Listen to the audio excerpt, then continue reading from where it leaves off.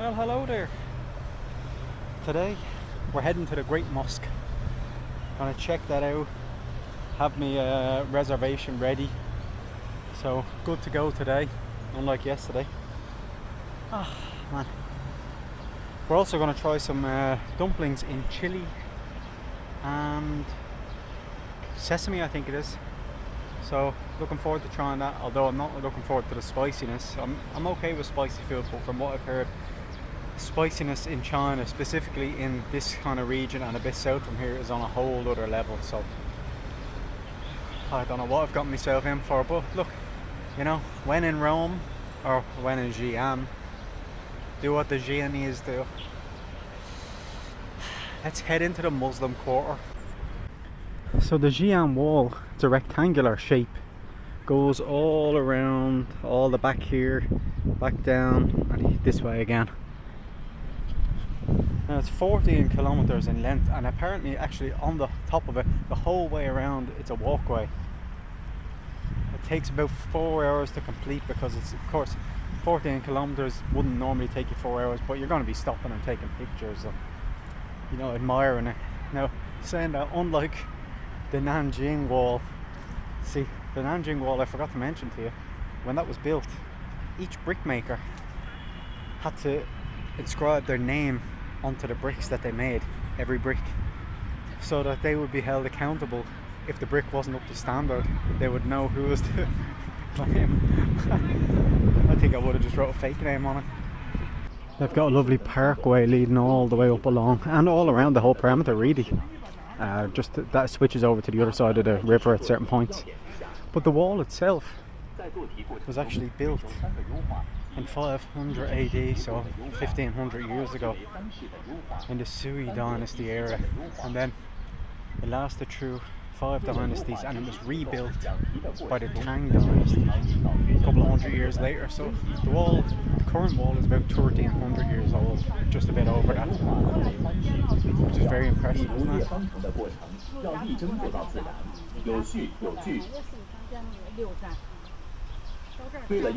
Actually, I was just coming through that little park there at the wall, and I kind of regret it now, but there was 3 people playing badminton, a guy and 2 women, and he said, "Hey, welcome, come play with us." And I said, "Oh, it's too warm," because it might not be sunny, but it actually is pretty warm.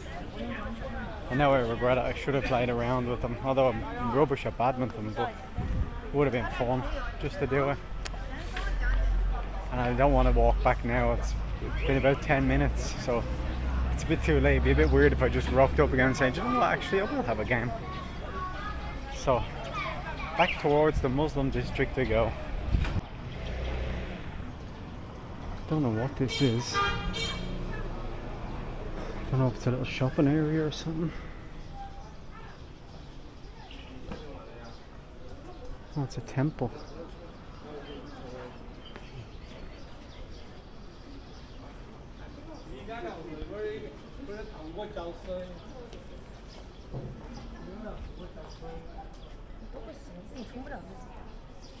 It's a Buddhist temple.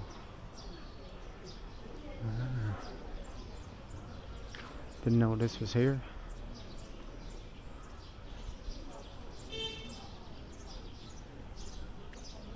Oh, the incense. Oh my god.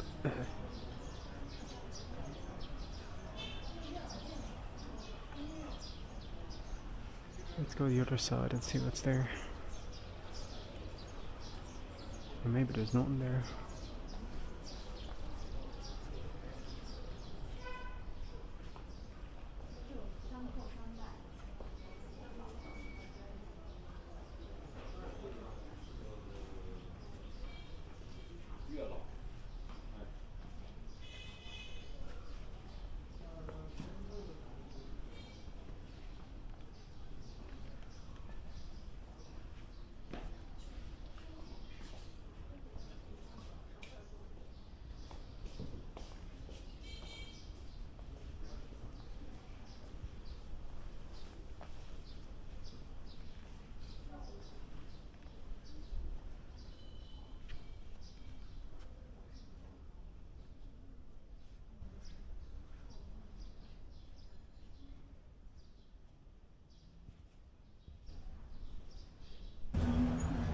So making my way up to the mosque, the Great Mosque of Xi'an.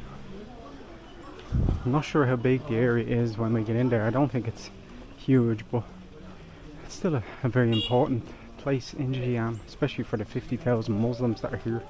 As I said, 50,000 Muslims in China in a city is quite a lot. But it's a nice alleyway up to it.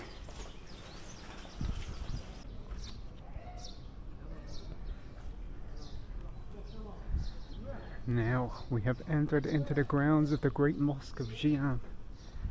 Now the mosque is built in the architectural style mixing Chinese architecture and the Islamic architecture.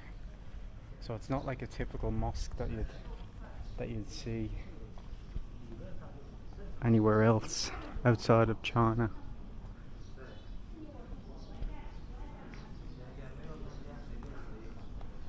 So it was built in the 700s originally, during the Tang Dynasty, and then it was expanded during the Ming Dynasty.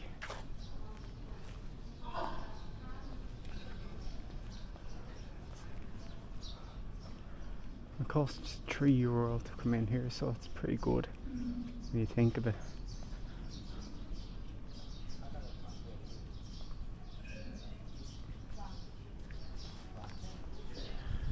As I said, the Islamic influence came along as part of the Silk Road trade route. So of course, people come along here spread a lot of the culture. It's a nice area actually, I have to say. The buildings look pretty nice, you know, they're well preserved. As I said, they were expanded on during the Ming Dynasty. The original mosque was built in 700s. So when you think of it, that's 1300 years ago. A lot of things I mentioned are built in the 700s. That was just a booming time.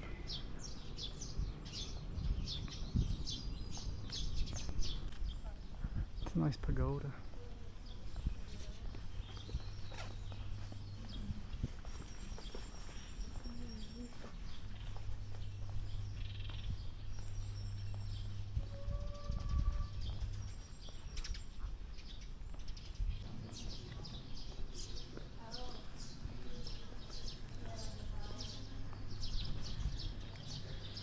The main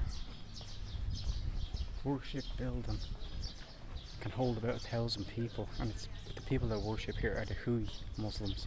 So that's also the name of the district here, the Hui Muslim district.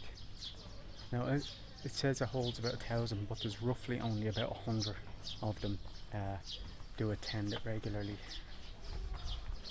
Not to say that more don't attend other times, but just regular attendance is about 100. So this is the main worship prayer hall. Do not enter. Well, that's okay, I won't. But you can see that, like, this is a mosque. It doesn't look anything like a typical mosque, does it? There's a service on at the moment. Prayer service.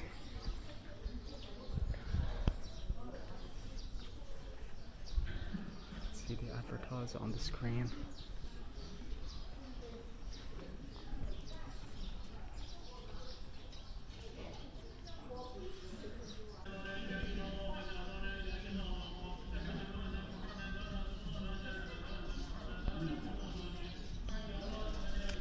Now in here there's 600 wooden boards around the wall of the worship hall,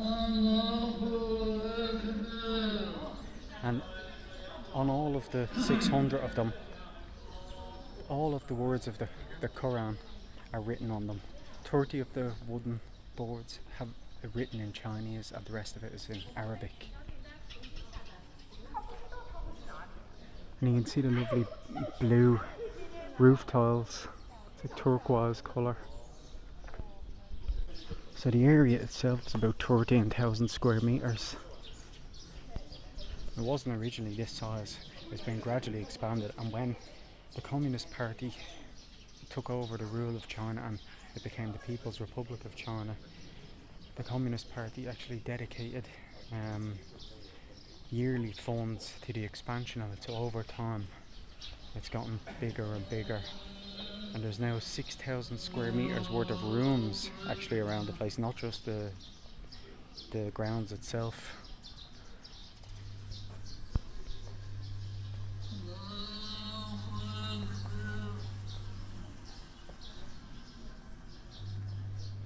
I don't know if you can go in here. I think you can.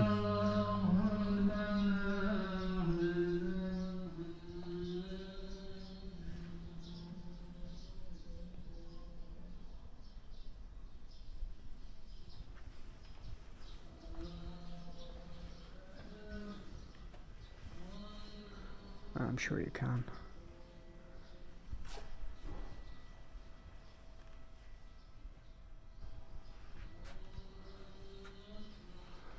These old stone tablets with Arabic inscribed into it.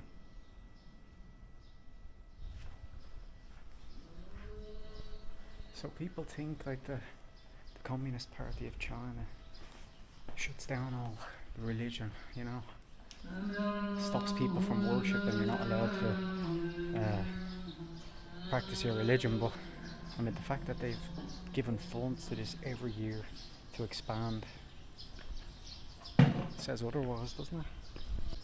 And towards the end of the Qing dynasty, so in the mid to late 1800s, there was a ban and restrictions put on the practicing of Islam, and of course that led to tensions and fighting between the Han Chinese and the Hui Muslims, and it led to bloodshed on both sides. And eventually, when the Qing dynasty was overthrown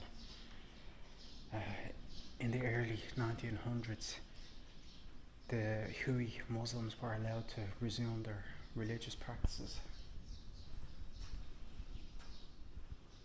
These old stones and slabs.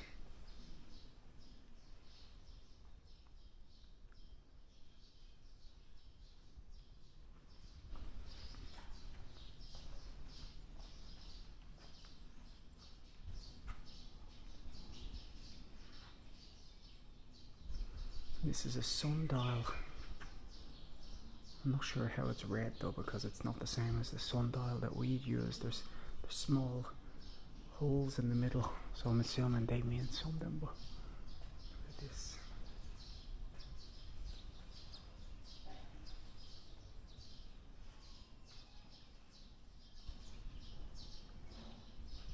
And more inscribed tablets.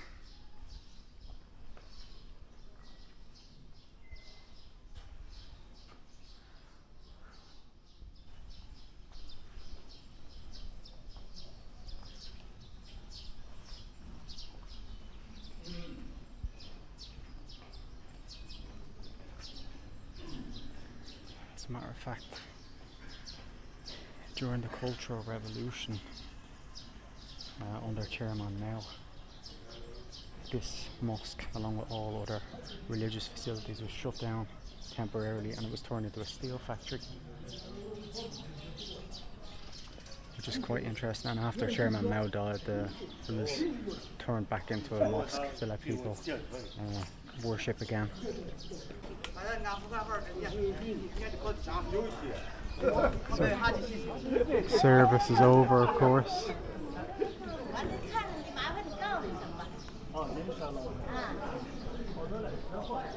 But people are not allowed to be Muslim in China. What are you talking about? Yeah. The Silk Road trade route is not the only reason that there's a large Muslim population here. Also the fact that during the Mongol conquest of China, the Mongolian government sent people here to live and work as merchants or ambassadors, and they settled down. They married into Han Chinese families, and they never gave up their faith. So as a result of that, they had children, and the genetic diversity is slightly different compared to Han Chinese people, because, you know, when you're walking around you see them, they've got just say darker skin, beards most of the time. They just look different, they have a different appearance, and that's of course happened over the years. This is like nice building.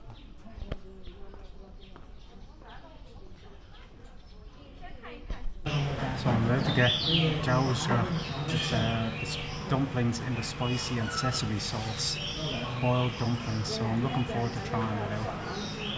I was just walking across and I saw a picture of it outside, so I said, yeah, let's just go for it. Why not?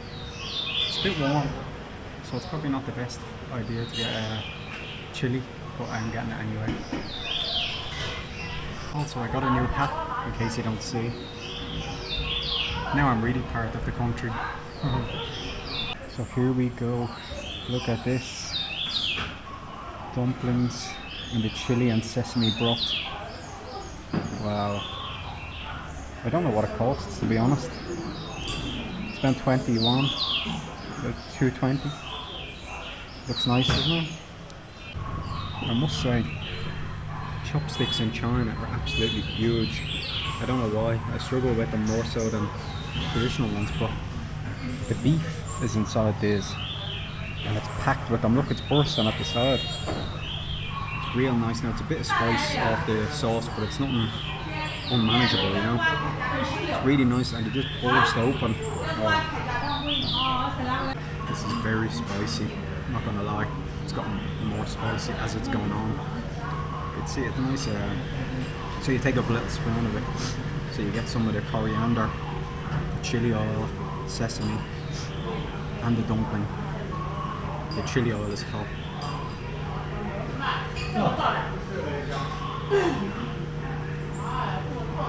I didn't think I needed a drink, but I did. Finished. I had to take my glasses off. Do you know what happened? I was eating the dumpling and some of the liquid splashed back into the bowl and it splashed under my glasses, right under my eye.